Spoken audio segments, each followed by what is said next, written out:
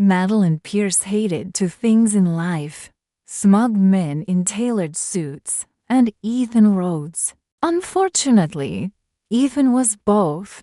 He'd been her rival ever since they were paired on the firm's biggest merger project. Charming, manipulative, to damn smooth, Ethan played corporate chess while she lived by the rules, and he always smiled when he won. Tonight was supposed to be simple: wrap up the presentation, leave before midnight, celebrate her win alone with overpriced wine. But the conference room door clicked shut behind her. She turned. Ethan stood in the doorway, a brow arched, arms crossed. "Didn't think you'd still be here. And I didn't think you'd be lurking in the dark like a creep," she snapped, grabbing her laptop. He smirked. "Security said we both have to stay in until they reboot the lockdown system. Some glitch. We're locked in for a few hours." Madeline blinked. "You're joking." He wasn't. The door handle didn't budge. And her phone. No signal. The entire 49th floor had gone offline, lights dimmed, elevators frozen. Havoc humming like a lullaby. Just her. And him. And the heat already climbing between them. Great, she muttered. Trapped with the devil. Ethan shrugged off his jacket and rolled up his sleeves. Flattered, really. Minutes crawled by. She pretended to work. He stretched out on the couch, annoyingly comfortable. Every so often, their eyes would meet and linger too long, too sharp, too curious, like they were both trying to solve the same puzzle, with no rules. "You know," Ethan said eventually, voice low and casual, "you weren't always this hostile." She stiffened. "You weren't always this smug." "Maybe," he said, "but I've always liked watching you win." That silenced her. He wasn't playing games now. His eyes didn't glint with his usual arrogance. There was something else behind them: softness, maybe regret. She looked away. "If this is your version of small talk, save it." "You ever think," he said quietly now, "maybe we fight because we see too much of ourselves in each other?" She laughed, but it caught in her throat. "Don't flatter yourself. I'm not. You hate losing." "So do I. You don't trust easily." "Neither do I." He paused. "We push because it's safer than feeling anything else." Madeline stared at him. Then she said, "Why are you really here, Ethan?" The silence stretched so long it almost swallowed the room. "I stayed behind to talk to you," he admitted, "to say something I should have said months ago. But now, maybe I missed the timing." Her heart beat once, hard. "What were you going to say?" He opened his mouth, but at that exact moment, the lights flickered again, and then the emergency generator kicked in with a low boom. Still no door access. But now, the tension between them was brighter, more exposed. "Never mind," he said, shifting. "Maybe later." "No." She stepped forward. "Say it." Ethan stood. He was only a few feet away now. Their shadows overlapped. His voice dropped. "I think I've been picking fights because it's easier than saying I want you, that I respect you, that I think about you more than I should." The room felt suddenly too small. Madeline's lips parted. She should have slapped him, or laughed, or walked away.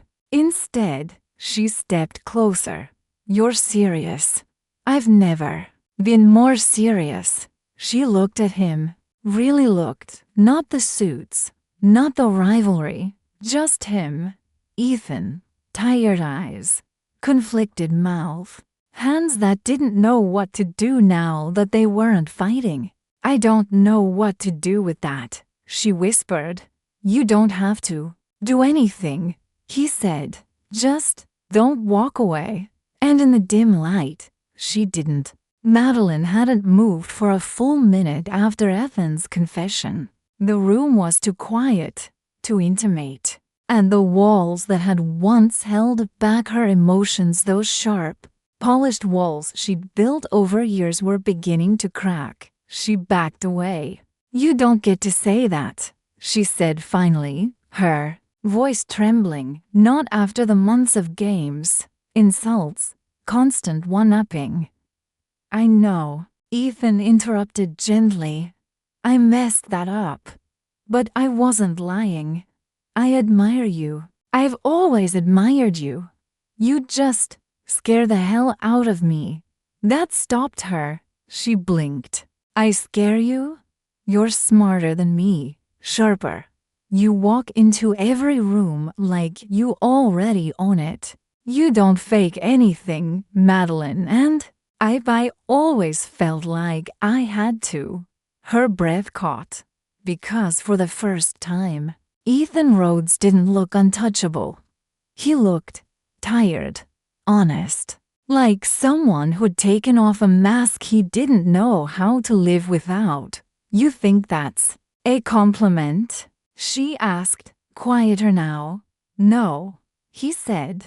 It's a confession. Madeline's hand gripped the edge of the table, her knuckles white. She didn't trust easily. That part he got right.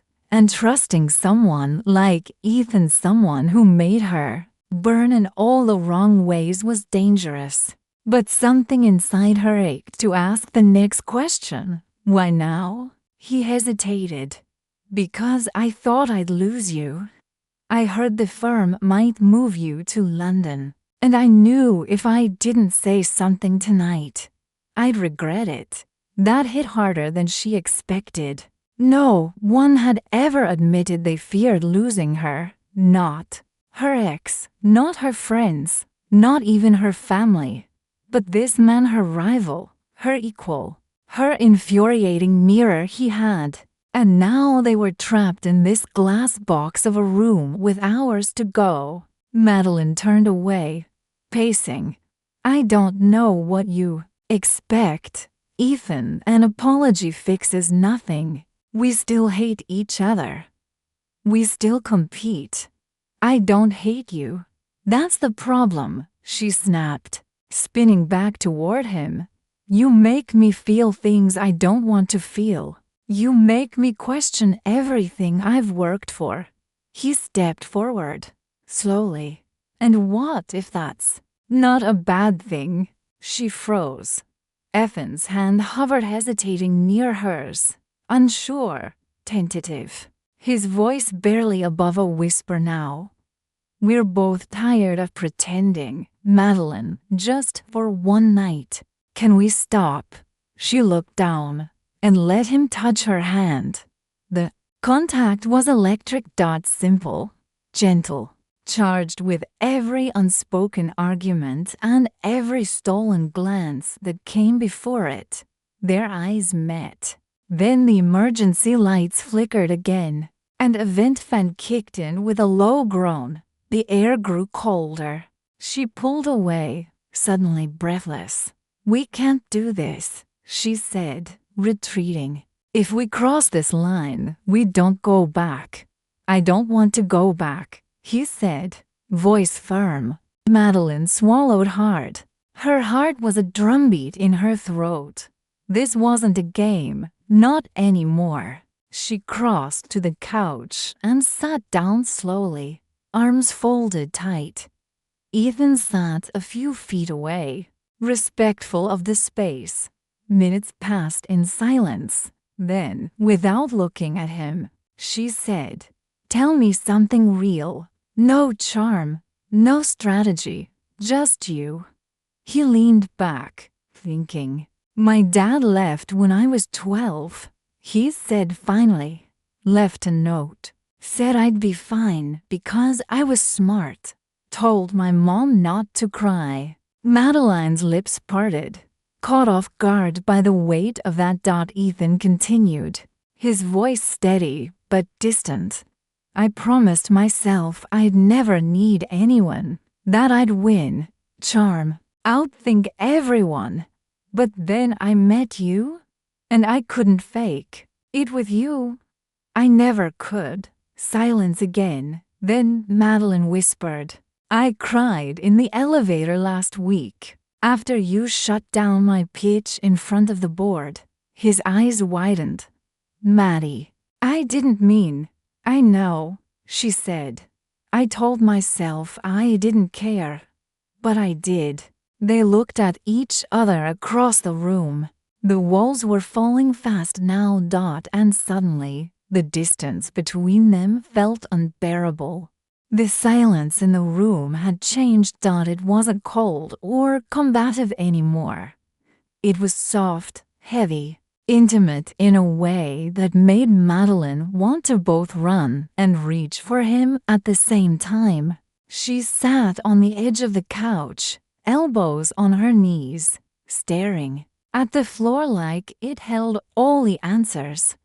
Ethan sat across from her, his expression unreadable, but his eyes, they burned, not with anger or ego, but with something far more dangerous. Need. She spoke first. What happens if we don't walk away from this? He looked at her, really looked, and said, we find out. Her heart stuttered.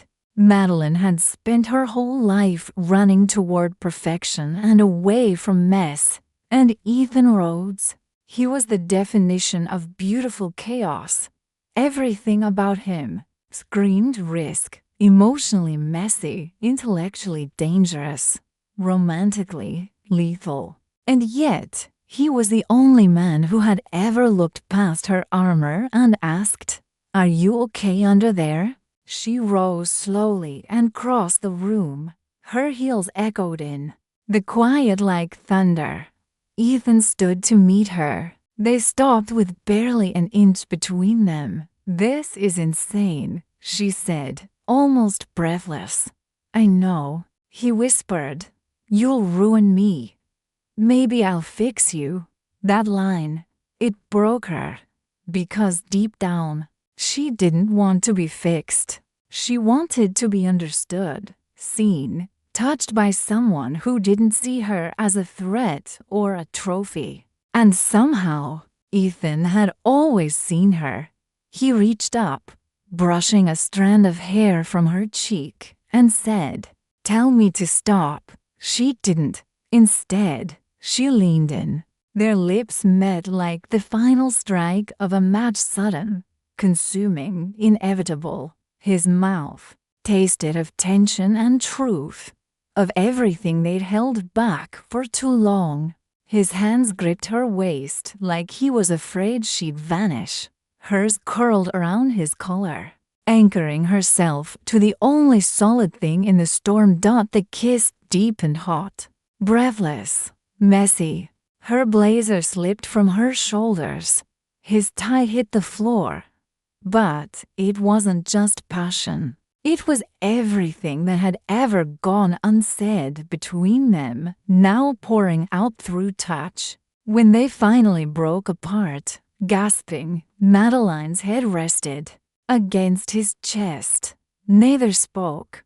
The moment was raw, sacred, like time had stopped just long enough for two broken people to find something terrifyingly whole. Then reality whispered back in. She pulled away first, her hands trembling. I can't promise anything beyond this room. I'm not asking you to, Ethan said. I just needed to know it was real. She backed away slowly, dragging her blazer back on, though her lips still tingled. I don't do office romance, she murmured. He smirked, though it didn't quite reach his eyes. We've never done anything the way we're supposed to. Madeline looked toward the glass wall of the conference room. The city beyond was waking up, dawn bleeding across the skyline like spilled gold. They'd been trapped in here all night, and now morning was coming. We should get dressed, she said. They'll fix the system any second, right? But as she buttoned her shirt and smoothed her hair, something clenched in her chest. She didn't want it to end. Ethan reached for his jacket. What happens when the door opens? Madeline met his eyes. I don't know, she whispered. But for once, I don't want to run. He nodded, jaw tight. Then let's walk out together. But just as they crossed toward the door, a loud buzz broke the silence. The lock clicked. And then the door slid open. And standing right outside, blinking at the two of them in their disheveled clothes and flushed faces, was the managing partner of the firm. Good morning, she said, confused. Why were you both still in here? Madeline and Ethan froze, then glanced at each other. Madeline had always been quick on her feet. Meetings, deals, negotiations. But nothing in her high-powered, tightly scheduled life had prepared her for explaining this. Standing next to Ethan, disheveled and breathless, in front of the firm's managing partner? Yeah, this was hell. The system glitched. Ethan started, straightening his collar with a calm he clearly didn't feel. We were locked in, all night. The partner narrowed her eyes. And you worked through the night, together. Madeline stepped in before Ethan could speak again. We had to finalize merger projections. We were stuck, so we made use of the time. That was technically true. The partner frowned, then slowly nodded. Right. I'll let IT know the lockdown's over. You both freshen up. She turned and walked away, the door shut behind her with a thud that echoed in Madeline's chest. Ethan exhaled. That wasn't a disaster. It will be, she muttered. Rumors, whispers. We're not just any team, Ethan, we're them, the rivals, the fire and ice. I don't care. She turned to him, jaw tight. I do. Ethan's face fell. Last night meant something. Are you really going to pretend it didn't? I'm not pretending, she said, her voice shaking. But I live in a world where perception is reality, where women don't get the luxury of being messy. He looked wounded. So I'm a mistake now? No, she said instantly. You're not. But everything that comes after you might be. He paced away from her, running a hand through his hair. So what? We bury it. Walk out of here and forget we kissed. Forget everything we said. Madeline folded her arms across her chest. Her voice cracked. What if I want to remember it, but still can't afford to act like it happened? Ethan stopped cold. Then you're not scared of me, he said. You're scared of what you feel when you're with me. That hit deeper than she was ready for, because it was true. And Ethan, he was standing in front of her now, not as the smug rival she used to hate, but as the one man who had gotten under her skin and stayed there, the man who saw through her, who kissed her like he meant it, who didn't want to fix her, just feel her. I can't be your secret, he said quietly. Not again, you're not. Then don't treat me like one. She reached for the conference room table to steady herself. Her mind raced with all the ways this could end badly. The firm's no dating policies, the power dynamics, the stakes. But her heart, it only whispered one word. Stay still. She said nothing. Ethan's silence filled the space, and then, with a resigned breath, he grabbed his laptop and walked toward the open door. "I guess that's our answer, Ethan," she started. But he didn't stop. He was gone before she could say the thing caught behind her lips. Before she could say she didn't want him to go. That night, Madeline sat in her apartment, wine glass untouched, staring at her reflection. Was she really going to let fear dictate her life? She'd faced down billionaires and courtroom titans. But Ethan Rhodes, he terrified her. Because he saw her. And the truth was, she didn't hate him anymore. She hated that she missed him. She pulled out her phone, thumb hovering over his number. She didn't call, but she didn't delete it either. Meanwhile, Ethan sat in his dark apartment, staring at the ceiling, shirt unbuttoned, heart a mess. He replayed the night again and again, the kiss, her touch, the way her voice cracked when she said his name. He should let it go. But something told him this wasn't the end. The boardroom was silent. Madeline stood at the far end of the long, glass table, papers in hand, heels sharp, posture flawless. She had just finished the biggest pitch of her career. The investors nodded. The managing partner smiled. She'd won again. But it didn't feel like victory. Across the room, Ethan stood against the wall, arms folded, watching her with that unreadable expression he'd perfected over the years.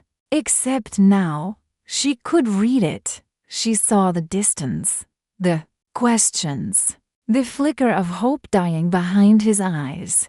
He turned to leave. She didn't think. She dropped her pen, handed her notes to the assistant, and walked out of the room right after him. Ethan. He paused in the hallway, but didn't turn. She reached him in 3 long strides. "Wait," she said, breath catching. "Don't walk away. Not yet." He glanced over his shoulder.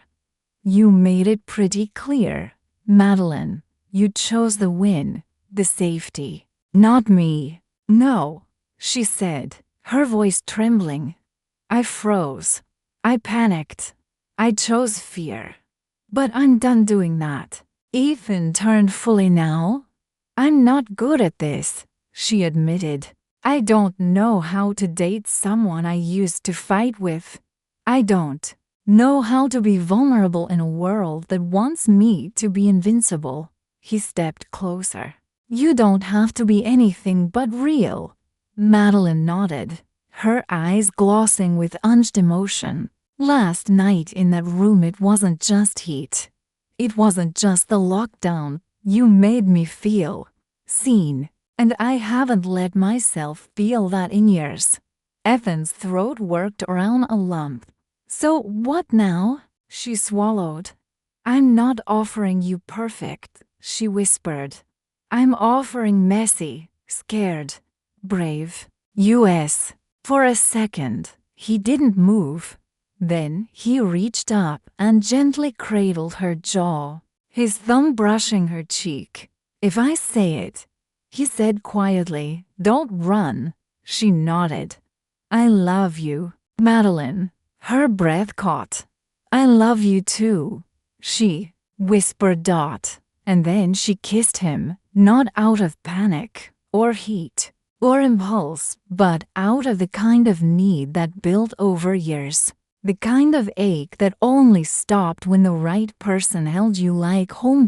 Later that evening, they sat on her apartment balcony, legs tangled under a blanket, pizza box open between them, wine half finished. "I still hate how you chew your pen during meetings," she murmured. He grinned. "And I still think you take yourself too seriously." She smirked. "You love it." "I do." There was no more pretending. No more battles. just two people who used to be enemies, now learning how to be Soulmates. In one locked room, everything had changed. And for once, that change felt like the start of something good.